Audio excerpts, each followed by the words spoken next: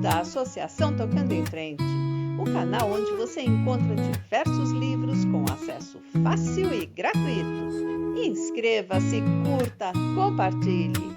Vamos à leitura?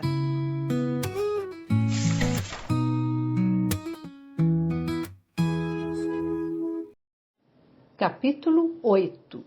Festa. Fabiano, Sinhá Vitória e os meninos iam à festa de Natal na cidade.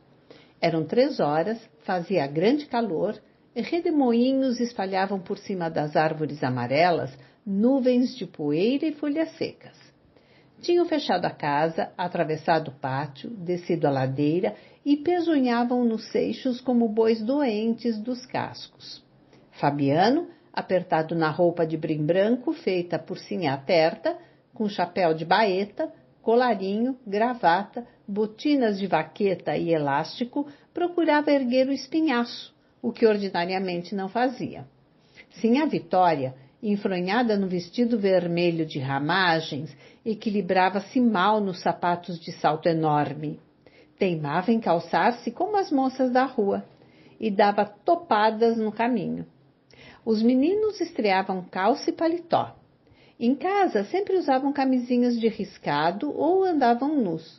Mas Fabiano tinha comprado 10 varas de pano branco na loja e incumbira Sinhá Terta de arranjar farpelas para ele e para os filhos. Sinhá Terta achara pouca a fazenda e Fabiano se mostrara desentendido, certo de que a velha pretendia furtar-lhe os retalhos. Em consequência, as roupas tinham saído curtas, estreitas e cheias de emendas. Fabiano tentava não perceber essas desvantagens. Marchava direito, a barriga para fora, as costas aprumadas, olhando a serra distante. De ordinário, olhava o chão, evitando as pedras, os tocos, os buracos e as cobras. A posição forçada cansou-o. E ao pisar a areia do rio, notou que assim não poderia vencer as 3 léguas que o separavam da cidade. Descalçou-se, meteu as meias no bolso, tirou o paletó, a gravata e o colarinho, roncou aliviado. Sinhá Vitória decidiu imitá-lo. Arrancou os sapatos e as meias, que amarrou no lenço. Os meninos puseram as chinelinhas debaixo do braço e sentiram-se à vontade. A cachorra-baleia, que vinha atrás, incorporou-se ao grupo. Se ela tivesse chegado antes, provavelmente Fabiano a teria enxotado. E Baleia passaria a festa junto às cabras que sujavam o copiar. Mas com a gravata e o colarinho machucados no bolso, o paletó no ombro e as botinas enfiadas num pau, o vaqueiro achou-se perto dela e acolheu-a. Retomou a posição natural. Andou cambaio, a cabeça inclinada. Sinhá Vitória, os 2 meninos e Baleia acompanharam-no. A tarde foi comida facilmente e, ao cair da noite, estavam na beira do riacho, à entrada da rua. Aí Fabiano parou, sentou-se, lavou os pés duros, procurando retirar das gretas fundas o barro que lá havia. Sem se enxugar, tentou calçar-se. E foi uma dificuldade.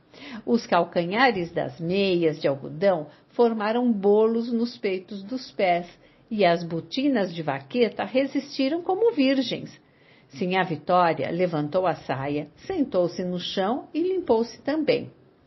Os 2 meninos entraram no riacho, esfregaram os pés, saíram, calçaram as chinelinhas e ficaram espiando os movimentos dos pais. Sinhá Vitória aprontava-se e erguia-se, mas Fabiano soprava arreliado. Tinha vencido a obstinação de uma daquelas amaldiçoadas botinas. A outra emperrava, e ele, com os dedos nas alças, fazia esforços inúteis. Sinhá Vitória dava palpites que irritavam o marido.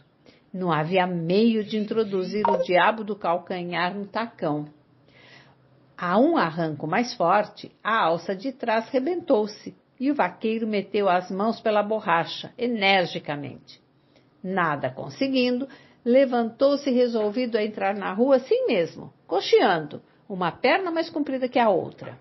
Com raiva excessiva, a que se misturava alguma esperança, deu uma patada violenta no chão.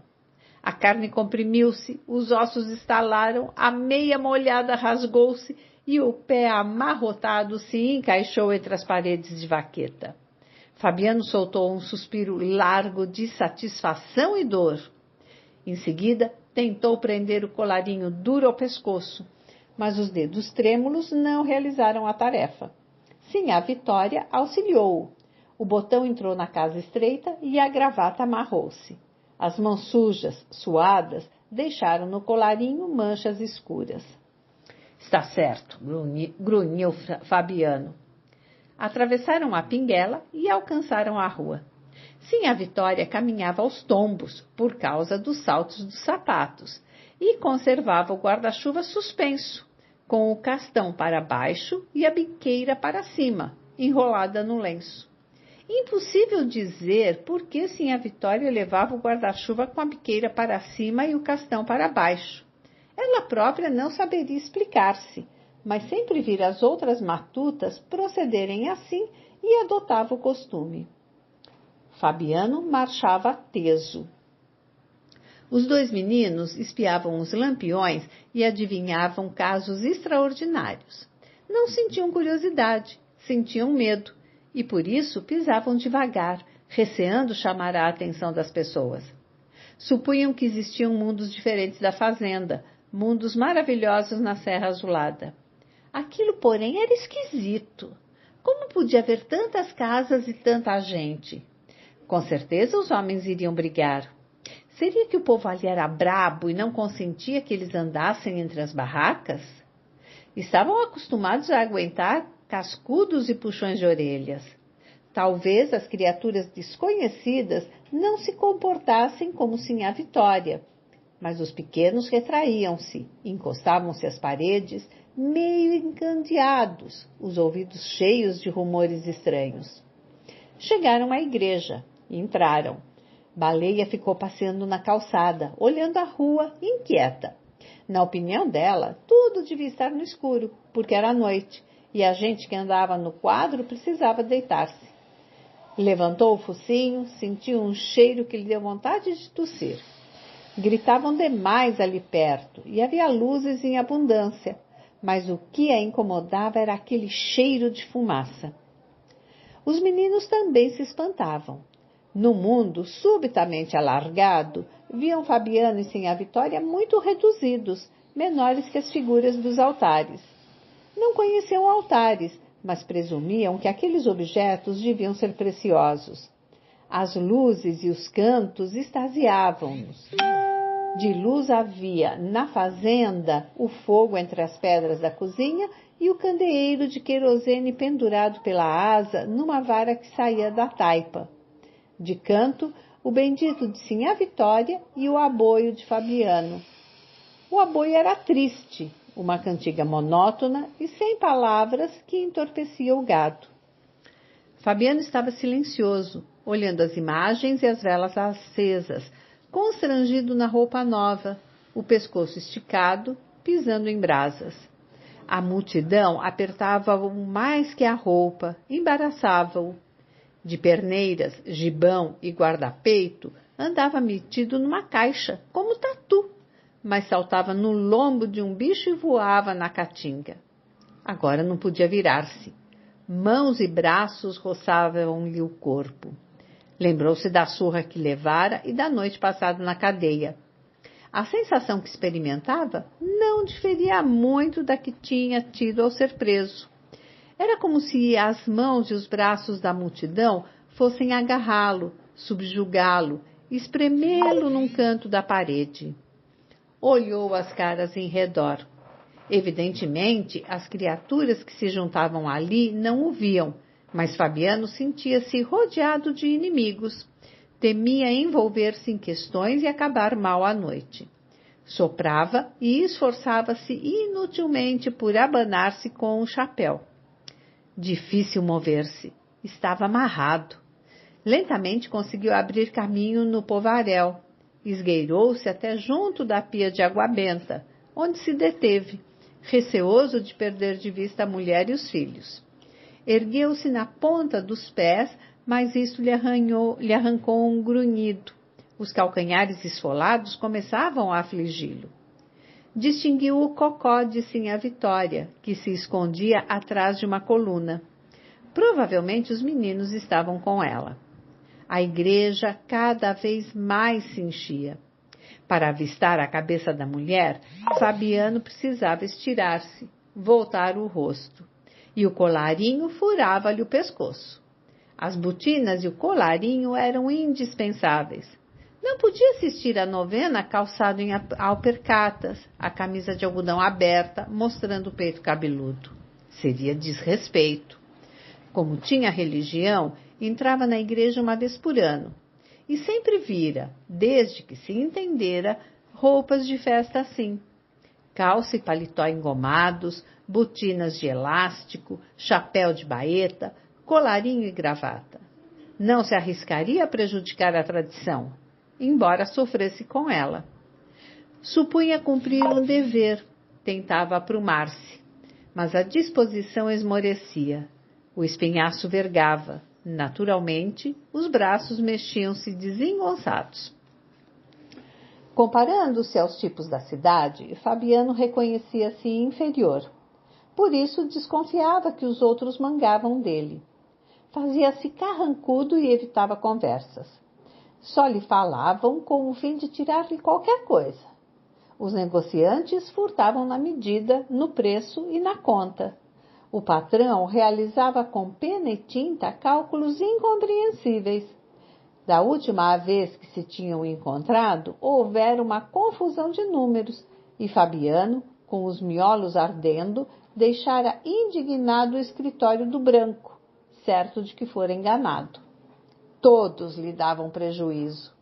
Os caixeiros, os comerciantes e o proprietário tiravam-lhe o couro, e os que não tinham negócio com ele riam vendo-o passar as ruas, tropeçando. Por isso, Fabiano se desviava daqueles viventes. Sabia que a roupa nova cortada e cosida por Sinhá Terta, o colarinho, a gravata, as botinas e o chapéu de baeta o tornavam ridículo, mas não queria pensar nisso. Preguiçosos, ladrões, faladores, mofinos.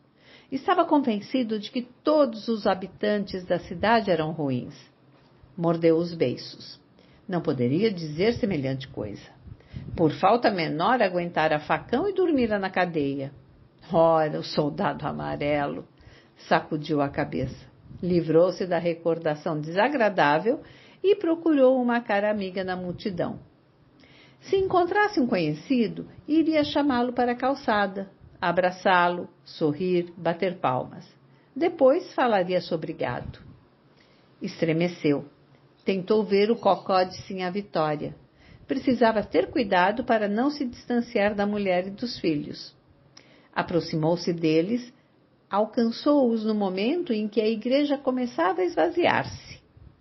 Saíram aos encontrões, desceram os degraus. Empurrado, machucado, Fabiano tornou a pensar no soldado amarelo. No quadro, ao passar pelo Jatobá, virou o rosto. Sem motivo nenhum, o desgraçado tinha ido provocá-lo, pisar-lhe o pé. Ele se desviara com bons modos. Como o outro insistisse, perdera a paciência, tivera um rompante. Consequência, facão no lombo e uma noite de cadeia. Convidou a mulher e os filhos para os cavalinhos. Arrumou-os, distraiu-se um pouco vendo-os rodar. Em seguida, encaminhou-os às barracas de jogo. Coçou-se, puxou o lenço, desatou, contou o dinheiro, com a tentação de arriscá-lo no bozó. Se fosse feliz, poderia comprar a cama de couro cru, o sonho de Sinhá Vitória. Foi beber cachaça numa tolda, voltou, pôs-se a rondar indeciso, pedindo com os olhos a opinião da mulher. Sinhá Vitória fez um gesto de reprovação, e Fabiano retirou-se, lembrando-se do jogo que tivera em casa de seu Inácio com o soldado amarelo. Fora roubado. Com certeza fora roubado. Avizinhou-se da tolda e bebeu mais cachaça. Pouco a pouco ficou sem vergonha. Festa é festa. Bebeu ainda uma vez e empertigou-se. Olhou as pessoas desafiando-as. Estava resolvido a fazer uma asneira. Se topasse o soldado amarelo, esbudigava-se com ele. Andou entre as barracas, emproado, atirando coices no chão, insensível às esfoladuras dos pés. Queria era desgraçar-se, dar um pano de amostra àquele safado. Não ligava importância à mulher e aos filhos, que o seguiam. "Apareça um homem!" berrou. No barulho que enchia a praça, ninguém notou a provocação. E Fabiano foi esconder-se por detrás das barracas, para lado dos tabuleiros de doces. Estava disposto a esbagaçar-se, mas havia nele um resto de prudência.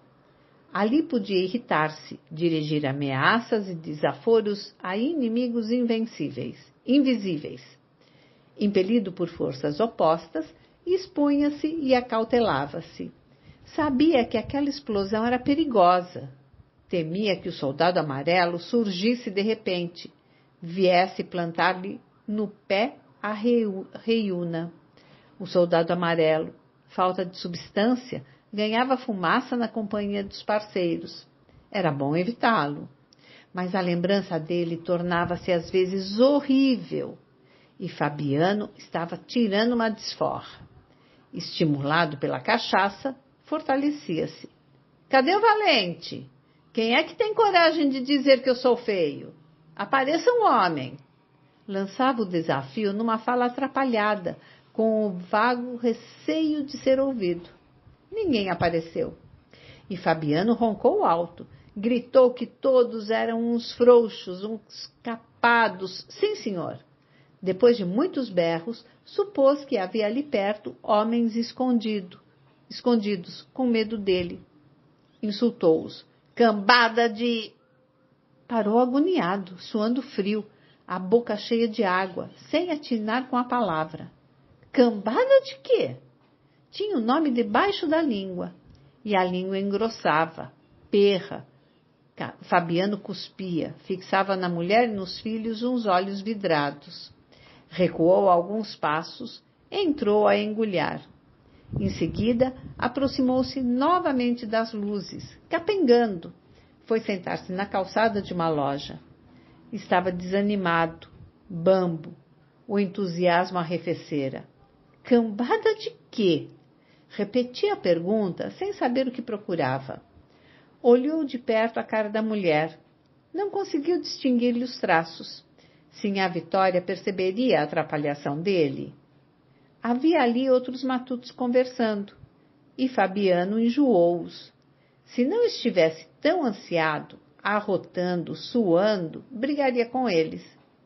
A interrogação que lhe aperreava o espírito confuso juntou-se à ideia de que aquelas pessoas não tinham o direito de sentar-se na calçada. Queria que o deixassem com a mulher, os filhos e a cachorrinha. Cambada de quê? Soltou um grito áspero, bateu palmas. Cambada de cachorros! Descoberta a expressão teimosa, alegrou-se. Cambada de cachorros!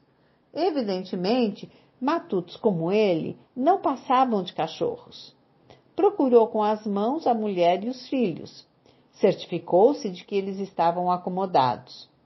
Uma contração violenta no pescoço entortou-lhe o rosto. A boca encheu-se novamente de saliva. Pôs-se a cuspir.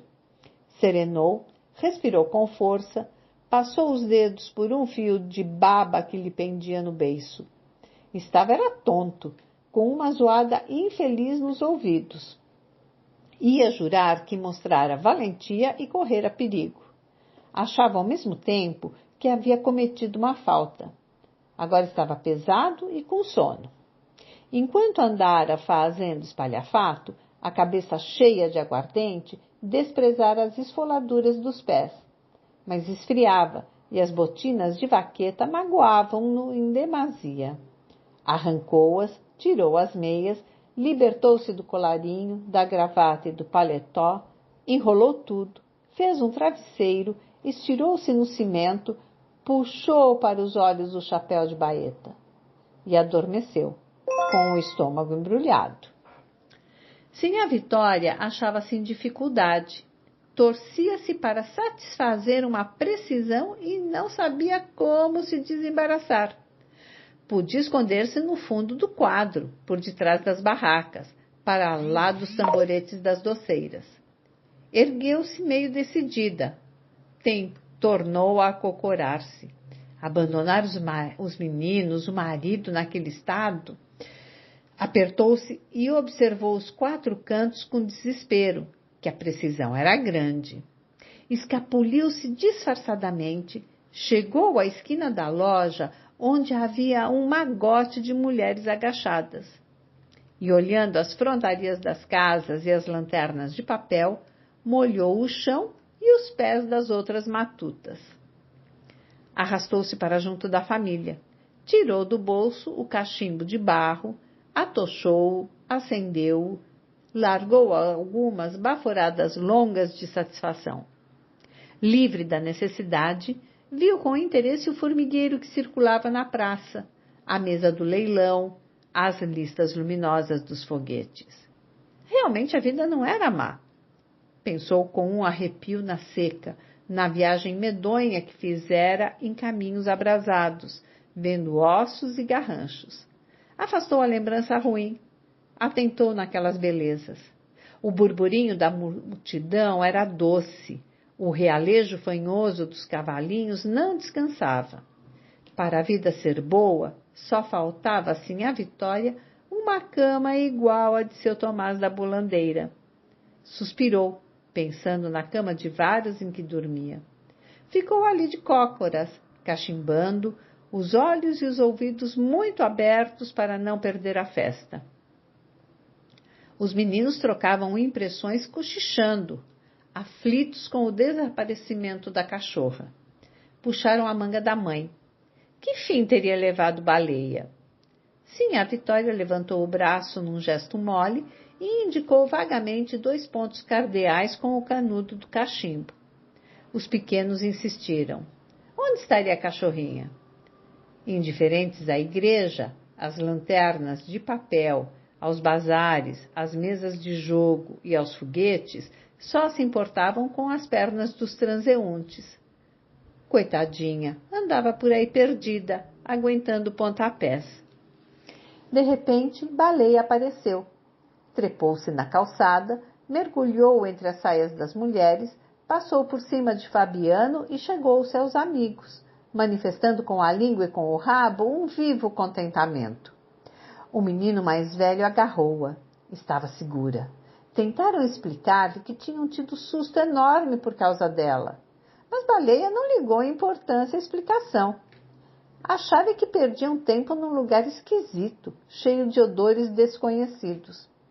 Quis latir, expressar oposição a tudo aquilo, mas percebeu que não convenceria ninguém e encolheu-se. Baixou a cauda, resignou-se ao capricho dos seus donos. A opinião dos meninos assemelhava-se à dela. Agora olhavam as lojas, as toldas, a mesa do leilão. E conferenciavam pasmados. Tinham percebido que havia muitas pessoas no mundo. Ocupavam-se em descobrir uma enorme quantidade de objetos. Comunicaram baixinho um ao outro as surpresas que os enchiam. Impossível imaginar tantas maravilhas juntas.